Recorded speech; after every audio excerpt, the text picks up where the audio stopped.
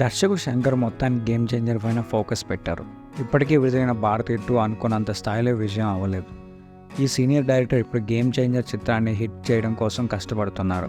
ఫ్యాన్స్లో కూడా ఈ సినిమా పైన ఎన్నో రకాల అనుమానాలు ఉన్నా కూడా రామ్ చరణ్ పైన నమ్మకం పెట్టుకున్నారు. గేమ్ చేంజర్ చిత్రం మొదట ప్రేక్షకుల్లో భారీ అంచనాలు పెంచింది. కానీ ఆ తర్వాత ప్రమోషన్ విషయంలో అంత స్పీడ్గా లేకపోవడంతో బజ్ తగ్గుతూ వచ్చింది. ఈ సినిమా షూటింగ్ చివరికి వచ్చిందనే లోపే ఇంకా కొంత షూటింగ్ మిగిలి ఉందని మేకర్స్ నుంచి కామెంట్స్ వస్తున్నాయి. ప్రజెంట్ శంకర్ హైదరాబాద్లో ఈ సినిమా షూటింగ్ను పూర్తి చేసేందుకు ప్లాన్ చేశారు. సుమారు 15 రోజుల పాటు షూటింగ్ మిగిలి ఉన్నట్లు తెలుస్తుంది. ఈ షూటింగ్ కోసం శంకర్ కొత్త లొకేషన్లు పరిశీలిస్తున్నారంట. అయితే ఈ చిత్రం షూటింగ్ పూర్తయిన వెంటనే పోస్ట్ ప్రొడక్షన్ వర్క్ కూడా జరుగుతుంది అని తెలుస్తుంది. ఈ సంవత్సరం చివరి డిసెంబర్లో గేమ్ చేంజర్ చిత్రాన్ని ప్రేక్షకుల ముందు తీసుకురావాలని ప్లాన్ చేస్తున్నారు.